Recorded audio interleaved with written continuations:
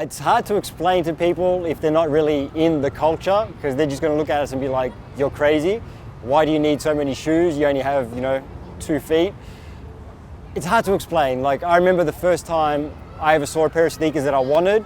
It was the Air Jordan 5 in the black metallic colorway. And we're talking 1990, these things. I was like 9 years old and I wanted them. And back in Australia back then, they were like $250, which, in modern day times, I don't know how much that would be now, but it was ridiculously expensive and my dad wouldn't pay for them. And I never got them. And I think I just got to a point when I got older, because I always liked having different shoes. I liked looking good. I liked all that sort of stuff. And then when I got older and I got my own money, I was like, you know what? F it, I'm just going to buy them all.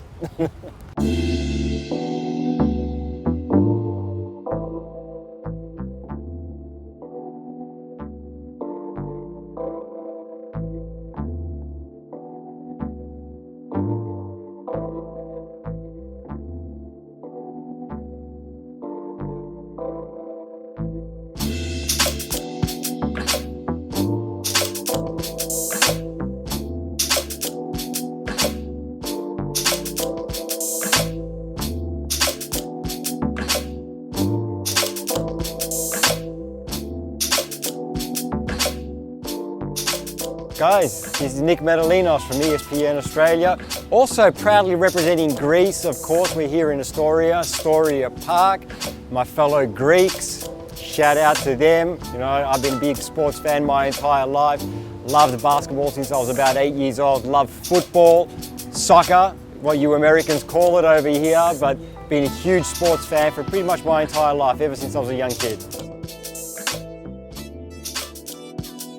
Look, international players have done a lot for the growth of the game of basketball here in America, not just in America, but globally as well. And a lot of that, I think, is going to be attributed actually to some Americans. Because if you look back to the 1992 Olympic Games, that dream team, that was when really, things started to explode for basketball globally. It started picking up momentum pretty much in any country in Europe. Football's always been the #1 sport. But ever since then, basketball's really starting to catch up. You look at the growth of the game in Croatia, Greece, Spain, it's really exploded. And now you look at the NBA, there's 450 players in the NBA, 108, I believe, of those are foreign players, international players. That's almost a quarter of the league is from overseas now, and that number's only going to grow. You look at this year's draft, wasn't that many Europeans drafted, but the growth of the game in Canada, a lot of Canadians drafted this year. The game is exploding worldwide. I think there still is a bias towards foreign players, mainly European guys. I won't say mainly European guys, but yeah, the foreign players in general. I think that started from decades ago when the Europeans first started entering the NBA, but over time, I think they've proved that there used to be a thing that the Europeans are soft, they're not as physical as the American guys. I think that was dispelled quite a long time ago, but still there's always a constant bias against these guys, whether they're soft, they can't take the physicality, they can't handle the speed of the NBA game. Most recent example being Luka Doncic. People were saying yeah, he's good in Europe, but can he handle the NBA game?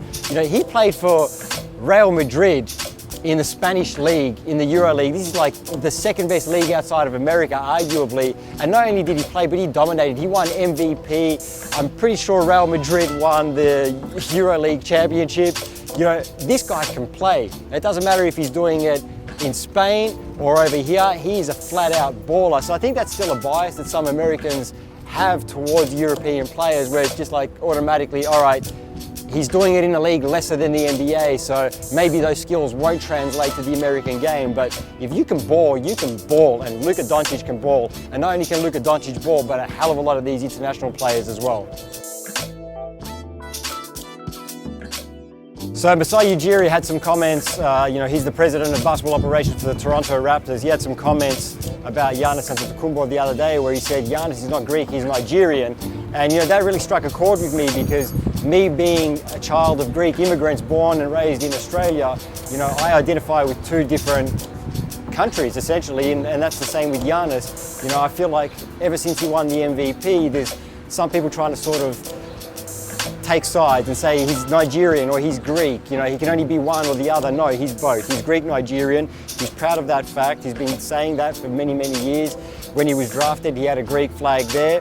He said that, growing up in Greece, they were obviously growing up in a Nigerian household, so they grew up with the Nigerian culture as well, but he speaks Greek. He went to school in Greece, plays for the Greek national team. I feel like we should be celebrating both. Giannis identifies with both. I identify with Greece and Australia.